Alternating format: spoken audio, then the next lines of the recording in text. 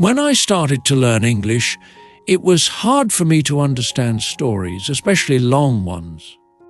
But I kept practicing, and now I want to help you improve your English too. Before we dive into today's story, don't forget to subscribe to the Speak English Fluently channel to keep learning English in a fun and easy way. Once upon a time, there was a ship called the Titanic. The Titanic was the largest and most beautiful ship ever built.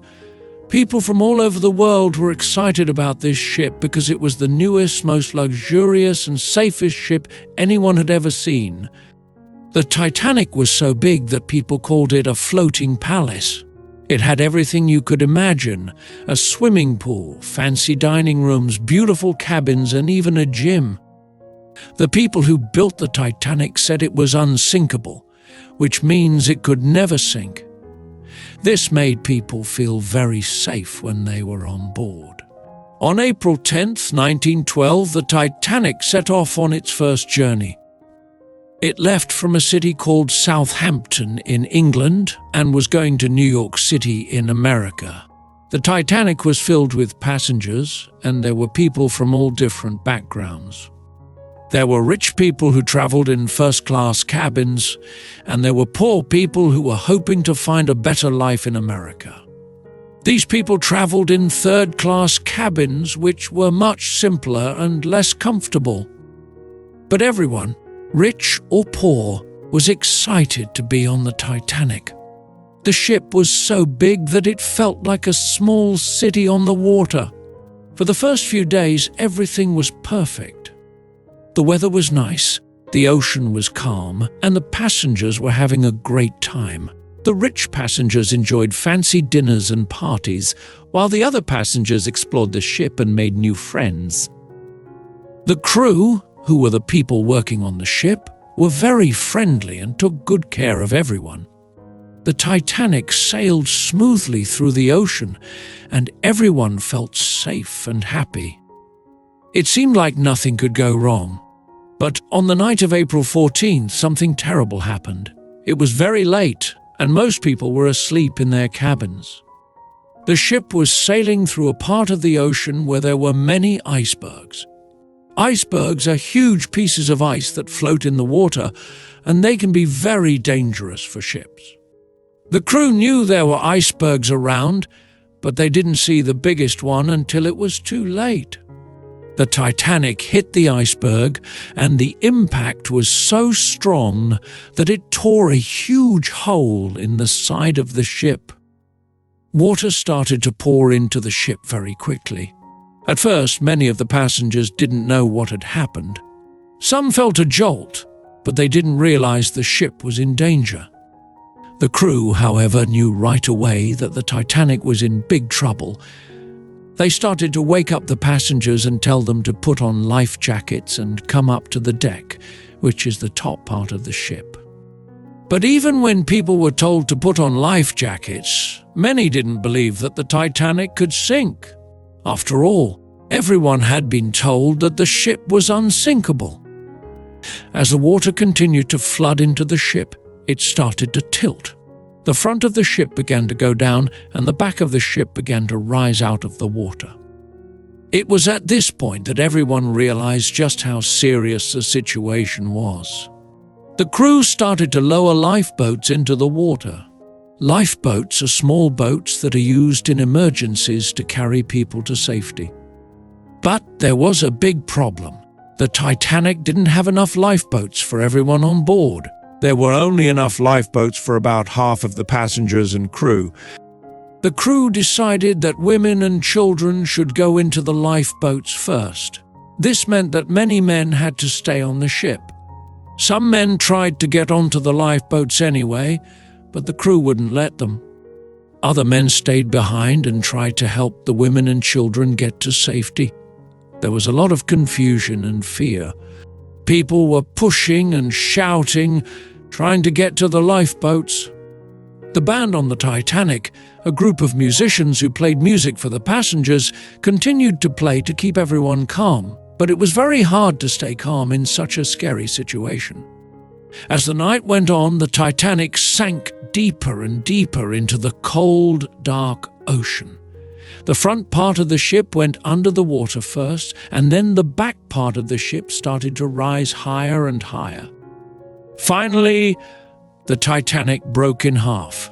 The back part of the ship stayed above water for a few more minutes before it too was pulled under the waves. People who were still on the ship or in the water tried to hold on to anything they could find, but the water was freezing cold, and it was very hard to survive. In the middle of this chaos, there were many stories of bravery. Some crew members stayed on the ship until the very end, helping people into the lifeboats and making sure as many people as possible was saved. There were also passengers who gave up their seats in the lifeboats so that others could have a chance to survive. One famous story is about a man named Benjamin Guggenheim. He was a rich man who was traveling in first class. When he realized the ship was going to sink, he changed into his best clothes and told the crew, "We've dressed up in our best and are prepared to go down like gentlemen." He accepted his fate and chose to face it with dignity. Meanwhile, in the freezing water, those who had managed to get into lifeboats watched in horror as the Titanic disappeared beneath the waves. They were terrified, cold, and uncertain about what would happen next.